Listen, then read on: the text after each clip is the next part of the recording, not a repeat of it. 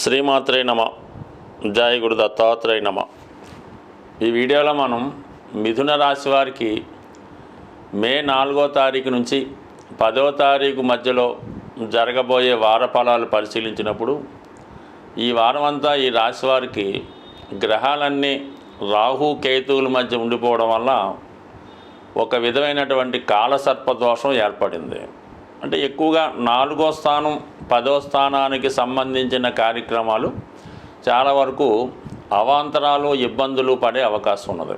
ముఖ్యంగా చతుర్థంలో కేతువు కాబట్టి విద్య, వాహన, గృహ, మాతృ సంబంధించిన సంస్థల్లో వాటి విషయాల్లో చాలా వరకు పనులు వాయిదా పడే అవకాశం ఉంది. ఏదైనా ఒక స్థిరాస్తి కానీ గృహం కానీ కొనుక్కునే విషయంలో కొన్ని ఇబ్బందులు ఎదుర్కోవాల్సి ఉంటుంది. అయితే 1-2 సార్లు ఇబ్బందులు పడినప్పుడు కూడా కంపల్సరీగా పని అయితే అవుతుంది. అంటే కాలసర్పదోషం ఏ భావాల మీద పడిందో ఆ భావాల మీద ఎక్కువ కృషి చేయవలసి ఉంటుందన్నమాట. 1-2 సార్లు చేస్తే ఆ పని కంప్లీట్గా పూర్తవుతుంది. ఫస్ట్ టైమే వెళ్ళగానే 100% అవ్వదు. ఒకవేళ అయిందంటే తర్వాత ఆ పని వల్ల కంపల్సరీగా ఇబ్బంది ఉంటుందని గమనించాలి. కాబట్టి ఈ సమయంలో ఏదైనా స్థిరాస్తి కొనాలన్నా, కొత్తగా ఏదైనా ఎవరితో వ్యవహారం స్టార్ట్ చేయాలన్నా కంపల్సరీగా 1-2 సార్లు ఆలోచిస్తేనే అనుకూలత ఏర్పడే అవకాశం ఉన్నది. ఇక దశమ స్థానంలో రాహుగ్రహం, మరి శని భగవానుడు 2 గ్రహాలు కలిసి ఉండడం, రాశ్యాధిపతి బుధుడు అదే రాశిలో శుక్రగ్రహంతో కలిసి ఉండడం, ఇది ఉన్నత విద్యా కార్యక్రమాలు ప్రారంభించడానికి, ఉన్నత విద్యలో ప్రవేశానికి చేసే ప్రయత్నాలు చాలా వరకు ఫలించే అవకాశం ఉంది. కొత్త వ్యాపారాలు చేయాలన్నా, కొత్త వారితో ఒప్పందాలు కుదుర్చుకొని కొత్త వ్యవహారాలు స్టార్ట్ చేయాలన్నా ఇది అనుకూలంగానే ఉంటుంది తప్ప అవతల వ్యక్తి, అంటే మీరు ఎవరితోనైతే వ్యవహారం చేస్తారో, పార్ట్నర్షిప్ కుదుర్చుకుంటారో, ఎవరి దగ్గర అయితే ఉద్యోగంలో ప్రవేశిస్తారో వారి గురించి చాలా వివరంగా తెలుసుకొని అన్ని విషయాలు మీకు ఓకే అనిపించిన తర్వాతే ప్రవేశించాలి తప్ప తీరా తొందరపడి ఒకరి దగ్గర ఉద్యోగంలో చేరినా, కొత్త అగ్రిమెంట్ చేసుకున్న తర్వాత అది ఇబ్బంది పడే సూచనలు ఉంటాయి. కాబట్టి చాలా వరకు ఆలోచించి నిర్ణయం తీసుకోండి. అయితే విదేశ వ్యవహారాలు చాలా వరకు కలిసి వస్తాయి. ఇది కొత్తగా మీడియా రంగంలో ప్రవేశించాలనుకున్న వారికి కానీ, మీరు ఏదైనా కొత్తగా ఒక మీడియా సంస్థ కానీ, ఒక యూట్యూబ్ ఛానల్ కానీ ప్రారంభించాలనుకున్న వారికి చాలా అనుకూలంగా ఉంటుంది. చాలా వరకు విదేశ వ్యవహారాలు, ప్రపంచ రాజకీయాలు సంబంధించిన విషయాల్లో మీ యొక్క తెలివితేటలు మీరు ప్రజెంటేషన్ చేసినప్పుడు అవి చాలా మంచి గుర్తింపు వచ్చే అవకాశం ఉంది. అంటే ముఖ్యంగా టీవీ రంగంలో ఉన్న వాళ్ళకి, యాంకర్స్కి ఈ స్థితి చాలా బాగుంటుంది.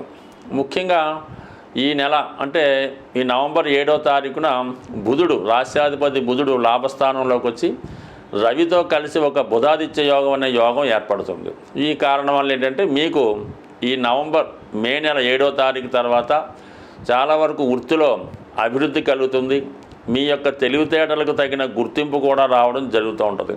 ఇది విద్యార్థులకి ఇంచుమించుగా మీరు ఈ వారంలో ఏదైనా ప్రవేశ పరీక్ష రాసినా, ఒక ఇంటర్వ్యూకి వెళ్ళినా చాలా వరకు సక్సెస్ అయ్యే అవకాశం ఉంది. ముఖ్యంగా మీరు ఏదైనా ఒక పెద్ద ఇండస్ట్రీలో ప్రవేశించాలన్నా, లేదా ఒక పెద్ద మెడికల్ కాలేజీలో కానీ, ఐఐటి లాంటి పెద్ద ఇంజనీరింగ్ కాలేజీల్లో ప్రవేశానికి ప్రయత్నం చేస్తుంటే ఇది కంపల్సరీగా మీకు చాలా అనుకూలించే సమయం. కాబట్టి ఇది విద్యార్థులకి, సైంటిస్టులకి, మేధావులకి చాలా గొప్పగా కలిసి వచ్చే అవకాశం ఉంది. అయితే ధనస్థానంలో ఏర్పడినటువంటి చంద్రమంగళ యోగం, ఈ యోగ ప్రభావం వల్ల ఏంటంటే మీ కుటుంబానికి సంబంధించినటువంటి స్థిరాస్తులు ఏవైనా ఉంటే ఈ సమయంలో అవి విక్రయించడానికి, అధిక ధరకు అమ్మడానికి చాలా అనుకూలంగా ఉంటుంది.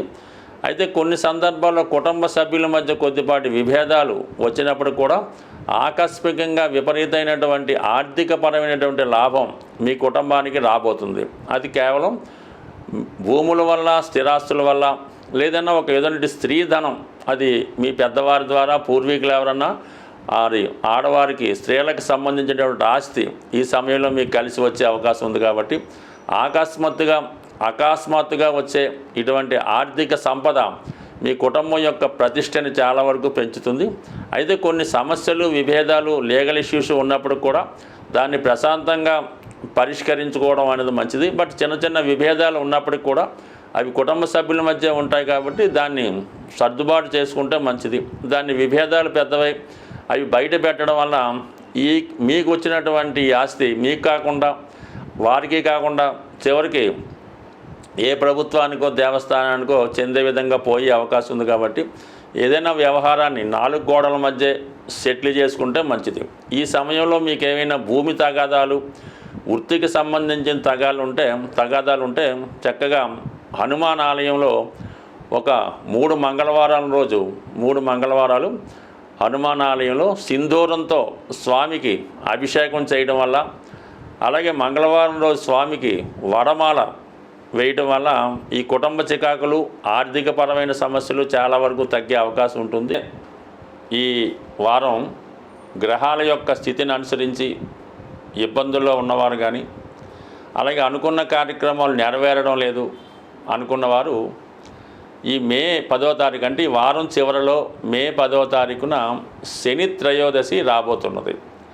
ఆ శని త్రయోదశి నాడు విధి విధానంగా శని భగవానుడికి వీలైతే సూర్యోదయానికి ముందుగానే తైలాభిషేకం చేయడం అన్నది చాలా ఉత్తమమైనటువంటి పద్ధతి. అయితే ఇది అన్ని క్షేత్రాల్లో, అన్ని దేవాలయాల్లో సాధ్యం కాకపోవచ్చు.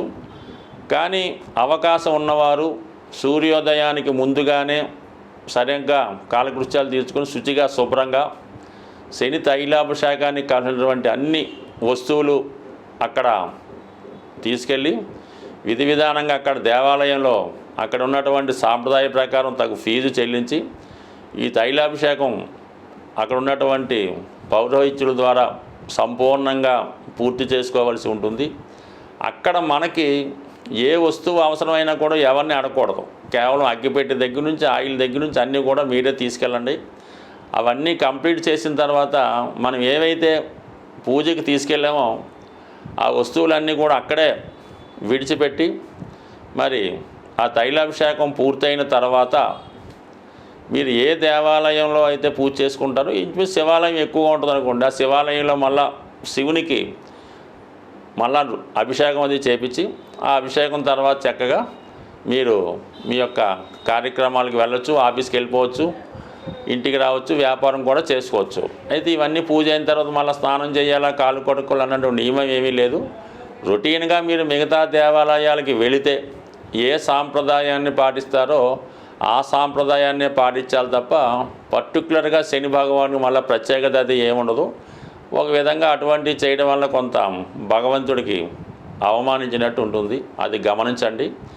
దాని తర్వాత ఏంటంటే ఆ రోజు ఏ రోజైతే శనివారం ఈ తైలాభిషేకం చేస్తారో ఆ రోజు నూనెతో చేసినవి ఏ పదార్థం కూడా తినకూడదు. నెయ్యి కానీ నూనె కానీ తినకుండా కేవలం మామూలుగా ఈ మజ్జిగ వేసుకొని తాలింపు పెట్టని బట్టి వస్తువులతో ఆ రోజు భోజనం చేయడం. ఆ రోజు రాత్రి కేవలం భూమి మీద ఏదో సాప తలగడేసుకొని చక్కగా భూమి మీద పడుకొని మళ్ళీ చక్కగా మార్నింగ్ సూర్యోదయానికి ముందే లెగిసి మళ్ళా మీరు మీ యొక్క స్నానం అయిన తర్వాత మళ్ళీ ఏదైనా దేవాలయానికి వెళ్ళి, అంటే మన్నాడు ఆదివారం వస్తుంది కాబట్టి దేవాలయానికి వెళ్ళాలి, చక్కగా సూర్య నమస్కారం చేసుకొని ఆదిత్యం చదువుకుంటే కంపల్సరిగా ఈ శని యొక్క ప్రభావం మీకు తగ్గుతుంది. ఈ ప్రభావం మీరు చాలా కాలం వరకు మీ మీద ఉంటుంది. అంటే ఇందులో టైం ఇంపార్టెంటు, రెండూ కూడా బిఫోర్ సన్ రైజే జరగాలి, సూర్యోదయానికి ముందే జరగాలి. దాని తర్వాత ఏంటి ప్రతిదో క్రమశిక్షణగా పద్ధతిగా చేసుకోవాలి. ఏదైనా క్రమశిక్షణ అన్నది శని భగవానికి ఇష్టం కాబట్టి క్రమశిక్షణతో నియమంగా సింపుల్గా ఆడంబరం లేకుండా మీరు ఏది చేసినా కూడా శని యొక్క అనుగ్రహానికి పాత్రలు అవ్వడం జరుగుతుంది. స్వస్తి.